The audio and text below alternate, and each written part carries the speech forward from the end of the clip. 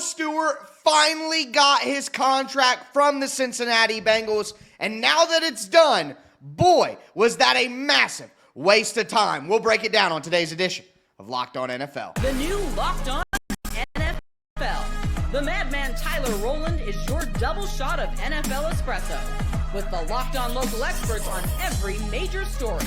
Get ready, Rowland is revving up. The new Locked On NFL starts now. Locked On Podcast Network. Your team every day. Football fans, welcome into the Locked On NFL podcast, bringing you a double dose of the NFL's biggest stories with help from our local experts that know your favorite teams like no one else. I am your host, the madman, Tyler Rowland, joined today by Locked On NFL expert, The Legacy, Louis DiBiase. On today's episode, we got to go over all of the massive news over the NFL weekend. We had the Justin Fields injury scare with the New York Jets. We have Terry McLaurin doing a hold in, but we got to start with two deals that did get done, including Shemar Stewart, the Bengals' first-round pick. Before we dive into it, do want to thank you for making the Locked On NFL podcast your first listen and for being an everydayer here with us at the Locked On Podcast Network, where it's your team every day. Today's episode is brought to you by Game Time. Download the Game Time app, create an account, use the code LOCKEDONNFL for $20 off your first purchase. So, Louis, there were two draft picks that had been unsigned coming into the weekend. It was Shemar Stewart with the Cincinnati Bengals, their first-round pick, and then Quinshon Judkins, the second-round pick for the Cleveland Browns, and Judkins has some legal issues that are holding him up. But the Shemar Stewart thing had been another financial black cloud over the Cincinnati Bengals' entire offseason, and now that it's over, and hearing what finally got the deal done, it makes it seem so stupid. And we'll go to our guys from Locked On Bengals to tell you exactly what finally got this deal over the finish line, and I know it's going to sound insane. $500,000, James, gets this deal over the finish line. The Bengals get the language they're looking for. Shemar Stewart and Zach Hiller, his agent, get a small, and I want to emphasize small, from my perspective, concession from the Bengals to get the deal done. But more importantly, and most importantly, we can put this behind us and look forward to seeing Shemar Stewart on the practice field. I think that's my first reaction is fans. All right, now it's time to give Shemar Stewart a chance, put the business side aside and what, no matter what you think, because I get it. Like, and I'm not saying I necessarily agree or disagree with this, but there are plenty of fans that are just completely out on Shemar, and it's because of his camp, right? And it's because of how they handled this. And it's going to be because of when we break down the small little concession the Bengals made to get this over the finish line.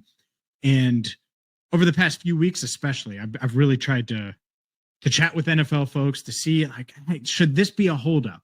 The answer is no. The default language shouldn't have been a holdup that forced him to hold out. And I think his camp realized it. I think they came to that realization during the day on Friday. And maybe we're starting to come to it sooner than that. It's not just 3 days of training camp practice. He didn't do any on-field drills throughout the offseason program. So he needs to play catch-up. I mean, $500,000 with all the public nonsense that went on over the last few months, that sounds insane, right? Yeah. No, I totally agree. And I would normally be on the side of the team when you hear about the stipulations of how this was resolved. But because it's the Cincinnati Bengals, and we've seen this with so many different players, I still side with Shemar Stewart. Like, Shemar Stewart, yeah, he had what? I mean, 2 sacks was his career high. Yeah, in a season of Texas A&M. Like, yeah, he's got no right, I feel like, to have all the leverage in the world. But because the Cincinnati Bengals do this all the time, I'm like, well, you're doing this with Trey Hendrickson. You kind of played this game with Jamar Chase and T. Higgins. The fact that the Bengals played this game over $500,000 tells me, like, they continue to operate in this unrealistic world where it feels like it's them, the Dallas Cowboys. Other teams are so reactive than progressive, and this is what happens when you operate with this kind of franchise. So I don't feel great about defending Shemar Stewart, Tyler, but, like, this is kind of what the Bengals do. And it feels like, as you said earlier, like, this was all over nothing. And the fact that it took this long to resolve this problem is kind of ridiculous. But that's just the way the Bengals do business. And so that's just kind of who they are. Yeah, and I think it's fair to look at this and be like, hey, this is another branch on a tree of dysfunction for the Bengals. So it's like, but I look at it from, if you're Shemar Stewart, I think you have to consider changing your representation. If they held out and they kept you off the field, the reps that you desperately needed as a guy who didn't have production, if you missed that time because you thought that this clause or this language was so important, and for you to go belly up and just give up and take the language in your contract in return for $500,000 extra dollars up front, to me, I don't blame Shemar Stewart necessarily, but if I'm him, I'm looking at my agency a little sideways, because it's like, you fought so hard for this, and then you gave up at the very end, and all you got me was $500,000 more up front when I signed my deal. Like, you know, he could spend that on a piece of jewelry for all we know. That is not, I get what Jake is saying in the video. That's not that big of a lump sum, even if it sounds like it for your average NFL fan. It is. That's a ton of money, but like in the grand scheme of these contracts. So the Bengals deserve their own shellackins, I guess, for the way that they've handled things. And Trey Hendrickson, like you said, still not signed, and that's a much bigger deal for the Bengals than a rookie, you know, to get that guy signed who's led the NFL in sacks. But at the same time, I'm looking at Shemar Stewart's like, this, you're telling me you did all this for $500,000? Like, it's just silly to me. No, I agree with you. I think neither side I want to defend. Shemar Stewart, you had no right to hold out this long over these kind of stipulations when you didn't even have a season in Texas A&M as a first-round pick, a top 20 pick, and you were going over $50,000 or $500,000. Like, you're holding out over that is kind of ridiculous. But again, the Bengals just have this history, and they were unwilling to budge. So I'm like, this is the way Cincinnati does business. So it's just kind of, as somebody that covers the Philadelphia Eagles all the time, and they're so proactive with contracts, the complete opposite. I'm like, this is not the right way to go about business. Even if Shemar Stewart is in the wrong, the fact that the Bengals are so bullish on this kind of operation all the time makes me side with the player. But it's very hard to side with the player because everything you just said makes me not want to defend Shemar Stewart. Yeah. Because again, the guy was not productive in college, and he acts like he's some top 5 pick coming into the NFL. And that kind of mindset kind of bugs me too. So it's just kind of a gross situation, and I don't really want to defend either side. Yeah, I think both sides, to let it get as ugly as it got and let Over it go as long.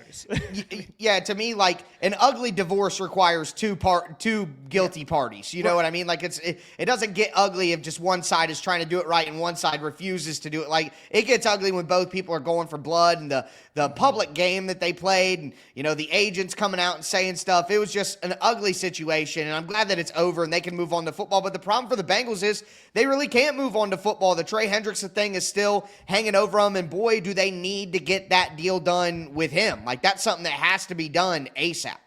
And I believe Shemar Stewart's contract is fully guaranteed. Is that correct? Yes. So that is kind of a win, though, on Stewart's side. And I do feel like when you it's all about when the money's paid out. You know what I mean? In the second round, like you saw the Jaden Higgins deal get fully guaranteed. That kind of led to some holdouts in the second round. I don't know if you agree, but I do feel like the contract setup for rookies is kind of shifting a little bit.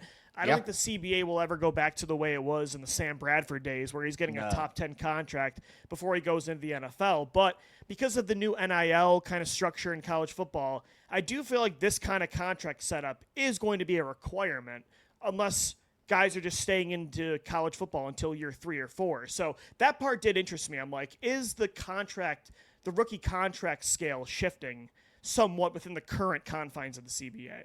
Well, I think clearly what they're going to try to do is they're going to try to get it slotted out like they do the money. You know what I mean? Like the total amount of money you get, like 33rd pick, 34th pick, 35th pick. They'll just do it like the guaranteed percentage that you get is slotted out per pick too. But I mean, that's something that will obviously have to be negotiated. And I think the players are trying to find any avenue they can to have negotiation power in a situation where the CBA is set up for there not to be negotiation power. In Cincinnati is just a tough place to operate because you're not going to gain much ground. Like if you're going to try to historically, they're not going to set the precedent of changing a rule. Yeah, if you're going to try to be a player that sets a new rule, like in Cincinnati, it's not going to happen.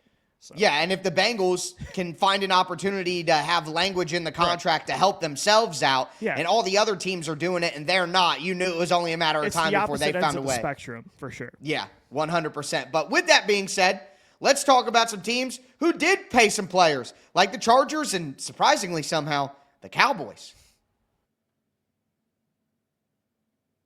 Today's episode is brought to you by Yahoo Fantasy. Look, fantasy football is back. Fire up the group chat, get your draft boards ready, and buckle up for a season filled with breakouts, busts, and all the overreactions that we live for. It's all going down on Yahoo Fantasy. This year, me and maybe you, I think you as well, are playing on Yahoo Fantasy. And look, you should, because whether you're a first-timer or a veteran making your millionth league, Yahoo is the absolute best. Yahoo's been going for years, so they have the smoothest way to do things. It makes for the best draft day experience. And to celebrate 28 years of fantasy greatness, Yahoo is dropping 28 big new features over 28 days, giving you more ways to play, more ways to draft, and more ways to win. And it all begins on August the 4th. Stay tuned and get started by creating or joining a Yahoo Fantasy Football League at yahoofantasy.com/LockedOnNFL. That's yahoofantasy.com/LockedOnNFL. Let's make this fantasy season the best one yet. All right, Louis, let's continue today's edition of Locked On NFL. Talked about the Bengals getting the deal done with Shemar Stewart finally after months and months of nonsense. And boy, was it all a big waste of time. But I do want to talk about a deal that did get done in the NFL over the weekend and is the largest offensive line contract we have ever seen. Reshawn Slater, the Los Angeles Chargers. And I'll throw it to my guy Daniel Wade from Locked On Chargers to break it down. We have breaking news because the Chargers just made Reshawn Slater the highest paid offensive lineman in NFL history. This is Daniel Wade here from Locked On Chargers coming to you with the news that per Adam Schefter, the Chargers and Reshawn Slater have come to an agreement on a 4-year, $114 million contract extension with a record $92 million guaranteed. That puts him above Tristan Wirfs as the highest paid left tackle and highest paid offensive lineman, and he absolutely deserves it. He's been a top 3 left tackle over the last 4 seasons, and the Chargers have locked up a franchise cornerstone left tackle, one they searched for over a decade. But this is also a huge investment in Justin Herbert, who now has Slater and up-and-coming star Joe Alt together for at least the next 4 seasons. They still have to figure things out on the interior, but this is a gigantic move. For the full breakdown, make sure to follow the Locked On Chargers podcast, part of the Locked On Podcast Network, your team every day. I mean, this is an absolute no-brainer for the Chargers. Slater is absolutely tremendous. You got to lock down players like that. He deserves the deal. It's, he's not the greatest offensive lineman in NFL history, but this is the way things go. And quite frankly, the Chargers needed this. Louis, since we spoke, what was it, a week ago, maybe 2 weeks ago, our show, and I praised the Chargers, said I think they're winning the AFC West, they've had the madman mark of death. Mike Williams, retired. Trey Harris started holding out. That's been resolved and everything, but it happened right after that. Quentin Johnston, every time I see a highlight, he's dropping a pass. Look, I'm glad they got Reshawn Slater. Word, yeah. I'm glad they got Reshawn Slater figured out. They needed some positive momentum after a few weeks. You add in the Najee Harris thing, and it's like a few weeks of bad news. But I do, at this stage, we know their offensive line is good. They need to lean on the run, protect. But are you still as worried about, more worried probably, about the receiving core now with the news that we've got? Yeah, no, absolutely. And I do believe the Chargers are building this roster the right way. I think with Joe Alt and Slater, those are 2 pillars. Again, as somebody that's covered the Philadelphia Eagles, having tackles. 2 premier elite tackles has allowed the team, even when they had bad weapons, to make the playoffs consistently. It elevates a lot of the deficiencies around your roster. But at the same time, like you said, Quentin Johnson consistently dropping passes in training camp. I'm not sure how high I am on Trey Harris. I think he's maybe at best a number 2 receiver in the NFL. I love Ladd McConkey, but is he like a go-to number 1 player in your offense? I think he's an elite slot receiver in the NFL, but is he a true number 1 alpha? I'm not so sure. So I think eventually the Chargers are going to have to really start investing. Again, I think it is the right approach to start with the tackles, start with the line on both sides, start with your quarterback, but eventually, they do have to find their A.J. Brown. They have to find their Jamar Chase, Terry McLaurin, or else I just think their ceiling is always going to be capped in that division with Patrick Mahomes. They're going to be a team that's fighting for that 5th, 6th, or 7th seed, but I'm not going to really ever take them seriously as a Super Bowl contender until they have that. And I believe Slater can be one of the best tackles in football, and it was the right approach. But I think the Chargers with Harbaugh now are really like digging into this approach of like run first. We're going through the trenches and that's it. But I think it's at the kind of sacrifice of the weapons. Like I feel like you can have both, but the Chargers are almost like settling into this identity, and I'm getting kind of worried about that for them. At least for Justin they're Herbert. comfortable. They're comfortable without having that. That's what it is. It feels like they're accepting their fate almost. Yeah. Right, rather than fighting against it to improve the team. And I think when we talk about like the reason I'm bullish on the Chargers is because I do believe in the setup. Like offensive line means so much in the NFL nowadays. It can get you so many wins by having a good offensive line when so many teams have a bad offensive line. But I think what would hold them back from winning the division, like I'm going to be predicting for them this offseason, what would hold them back from that is they just didn't have quite enough on the other side of the offensive line in the weapons department. But I do want to talk about another team who's trying to lock up some weapons. And it's funny because they're a team that we've criticized for not paying people early. But the Dallas Cowboys lock up their tight end, Jake Ferguson, and they get it done earlier than people expected. Breaking news is the Dallas Cowboys have signed a big biscuit to a big extension. Hi, I'm Landon McCool with the Locked On Cowboys podcast, and Jake Ferguson got a 4-year extension from the Dallas Cowboys, making him the highest paid tight end in franchise history. This was a little bit surprising, but again, for a team that is known for not exactly getting deals done a little bit early, the Cowboys get ahead of this one a little bit before Jake has potentially a breakout season this year with CeeDee Lamb and George Pickens on the outside, and re-sign him to a deal that last year was kind of supposed to be his breakout year. Unfortunately, he had some injury issues. He put on some weight to kind of slowed him down, but he had looked good in training camp and was due for a new contract. So this is a pleasant surprise for the Cowboys, who get their tight end for 4 more years. For more on this, make sure you check us out on the Locked On Cowboys podcast. Look, big news, good for the Cowboys, but sign Micah Parsons or I don't care. No, I agree. It's really funny. It's like the Cowboys are really interested in being proactive with all of their non-core pieces, like the most important players.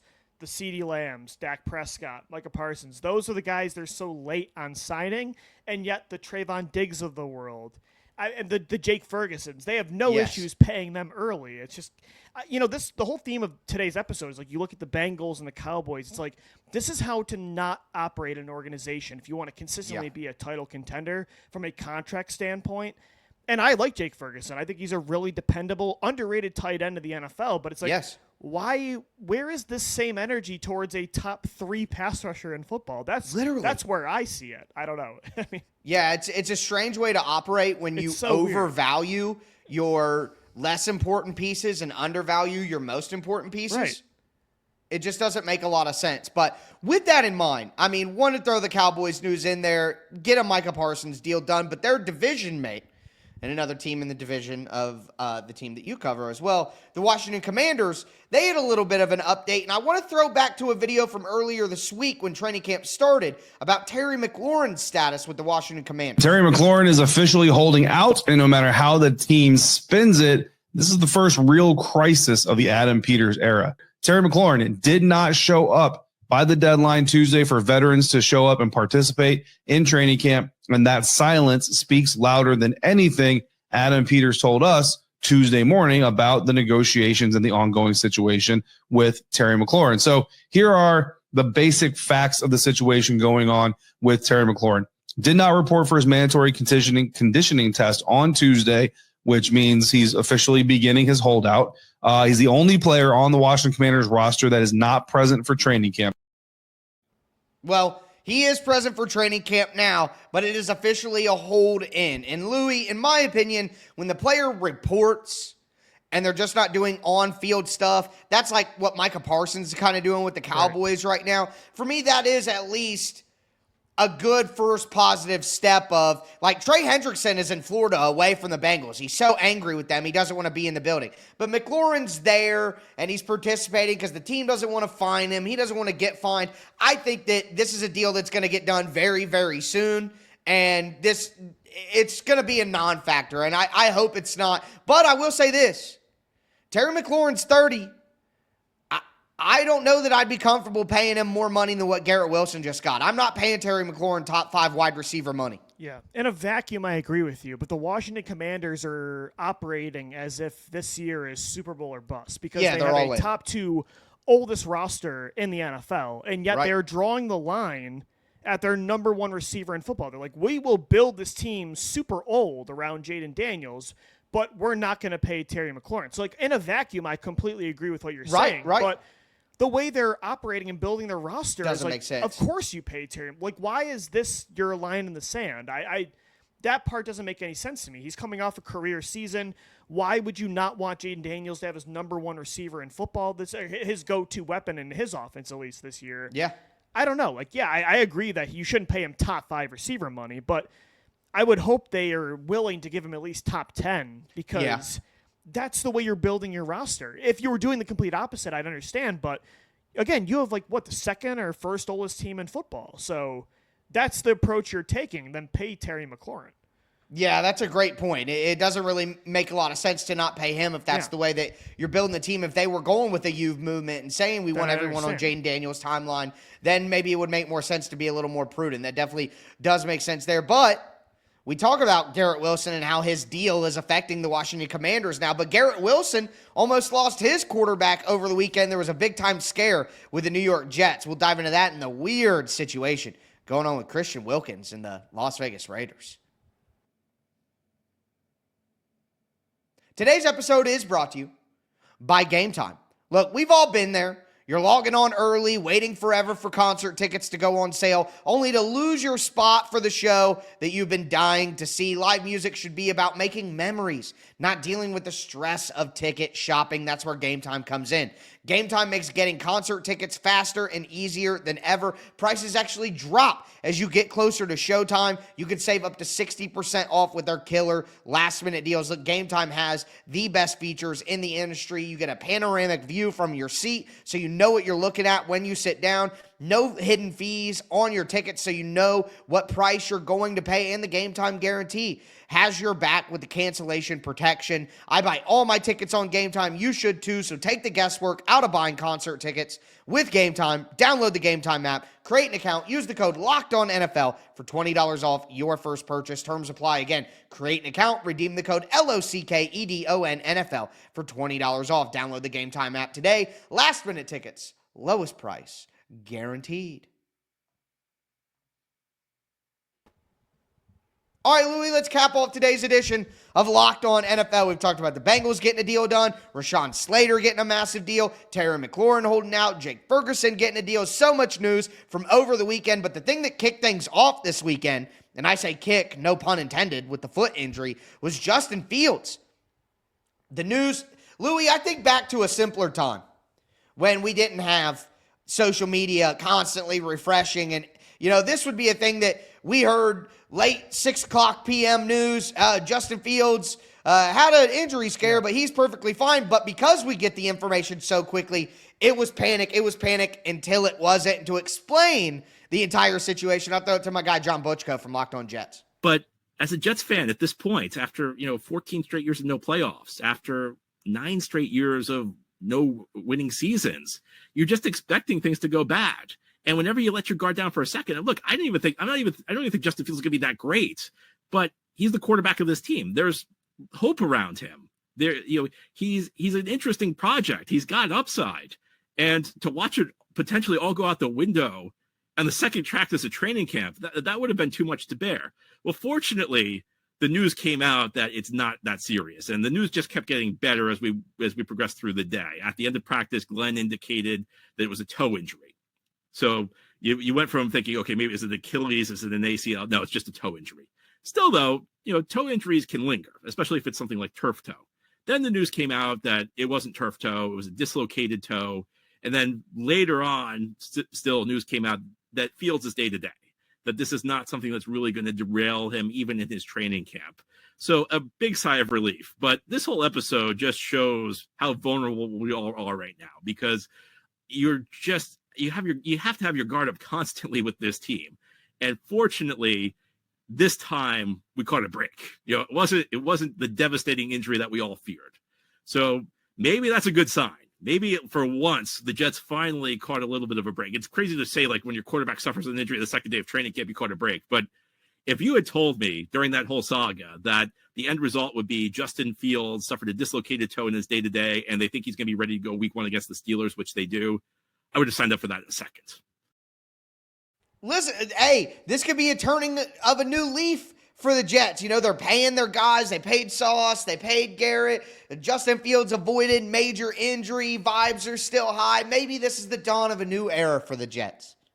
It makes me really appreciate the emotional stamina of fans that follow teams like the New York Jets. Because he's 100% right. Like, if you look at it from a zoomed-out perspective, Justin Fields missing the season, or even, like, having a serious injury, like, of course that would suck for him. But, like, for the Jets, it's not really that big of a deal because I as much as I am actually a Justin Fields believer, as you know, like, I don't believe he's the Jets' future. I don't think they see it that way either. But the Jets are just so snake-bitten that everything they do, this would just be more proof of that. And the fact that they avoided that, I guess, is good news.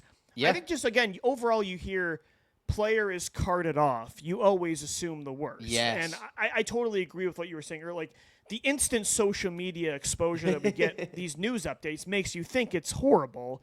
Yeah. And he is okay. But I personally believe the Jets could overachieve this year. I'm higher on Fields and the Jets offense more than most. I think they could compete for even a wild card spot, that 6th or 7th seed, so that's good news. But it is, like, I totally agree with his perspective. Like, yeah, in the grand scheme of things, the injury wouldn't be that big of a deal, but the Jets need just any sort of positive, like, consistency, because they are one of the most snake-bitten franchises, not just in the NFL, but in the entire world of sports.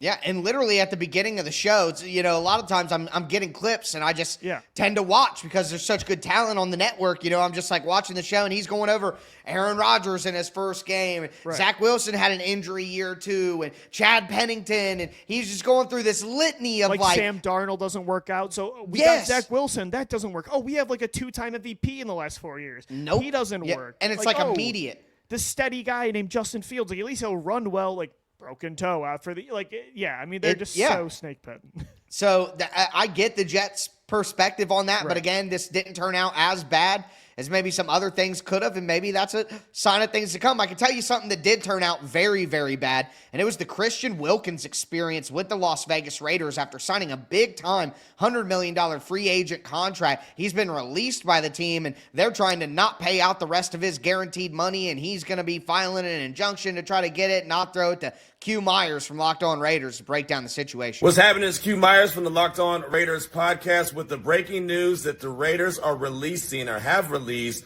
defensive tackle Christian Wilkins. He's been rehabbing his Jones fracture that he suffered in week 5 of the 2024 season. He had surgery back in October, and right before training camp started, the Raiders put him on the PUP list. So he still was not ready to come back. They're not happy with the rehab process, the way that he approached the rehab process, and decided to move on. In a statement, they said, "We've decided that it's the best interest of the organization to move on from Christian Wilkins. He has been informed of his release from the team. This franchise has a commitment to excellence on and off the field, with no clear path or plan for the future return for playing for Christian. This transaction is necessary for the entire organization to move forward and prepare for the new season." A hell of a statement by the Silver and Black, letting you know they have a commitment to excellence, and if they don't believe you do, you won't be with the team moving forward. For more on this, make sure you tune in to the Locked On Raiders podcast. I'm Q Myers. You just don't see stuff like this happen very often in the NFL, and I think maybe I'm wrong in this, but whenever something like this happens, because it's so rare, I have to assume that the player is mostly at fault here. Like, teams just don't do this. It's just so hard to prove something like this that they have to feel very, very confident that he has not taken the rehab process seriously enough that it could pass in court. Think, it would have to pass in court. He could get, this could be litigated to all lengths when something like this happens and there's guaranteed money involved. So they have to feel very confident they can prove that he did not take his rehab seriously. And this is just a note. Now you're seeing reports from like Josina Anderson and stuff that there was some weird, bizarre incident behind the scenes that nobody wants to talk about that happened with Christian Wilkins. So very good player in my opinion. Very bizarre situation. But just my first glance take is I have a hard time blaming the Raiders on this one. I kind of feel bad for the Raiders because I feel like I've seen situations in sports happen like this before where a good player in this kind of weird situation ends up going to like a good contending team and they end up He probably will. And it makes like a team like the Raiders look bad. But I do think when you talk about their mindset, they are probably in the right here. Again, it's a very complicated, like you said, weird situation for a very good player. That, again, makes me also believe it's on Christian Wilkins. It's not the Raiders, because they wouldn't be taking these extreme lengths to get him off the roster. And I trust Pete Carroll with this stuff. Agreed. I don't know that I trust Pete Carroll to make him a contender, but I trust Pete Carroll as running a professional NFL team. And he's a player-friendly coach. Like, I think he would give the players the benefit of the doubt. So clearly there is something obviously wrong going on with Wilkins' rehab process. But, like, wouldn't you agree I could totally see him going to a team like the Kansas City Chiefs or the Philadelphia Eagles or the Detroit Lions, who need defensive line help, and he produce, and it's like, how did the Raiders let this guy go? And it looks like it's typical Raiders. Like, this is why they're at the bottom of the league. Right. And I do kind of feel bad for that, because I do think they're kind of vindicated in this decision. This is where I compare culture to a game of poker. Right. You know, the guy with all the chips, he can afford to go out and sign the Christian Wilkins because he's got the culture built up, and you can absorb a Christian Wilkins if take maybe a risk like that. Right. Yeah, you can do that when you have big stack at the table, but when you have low stack and you're trying to build something up, you can't afford to maybe go in with 10-7 non-suited and see what happens. You just can't afford, when you're the Raiders and you've been a bad organization and you're Pete Carroll trying to build your culture, to have a guy like that making a lot of money around. So you're right. It's going to probably end up looking bad for the Raiders, but I don't necessarily think they made the wrong move either. I agree. But no, I totally agree. With that being said, that is going to do it for today's edition of Locked On NFL. What a massive weekend of news, folks. Football is so back. But that's going to do it for me, your host, the Madman, Tyler Rowland, for my co-host, the Legacy, Louis DiBiase, as we tell you every episode. Thanks for tuning in, and stay safe out there.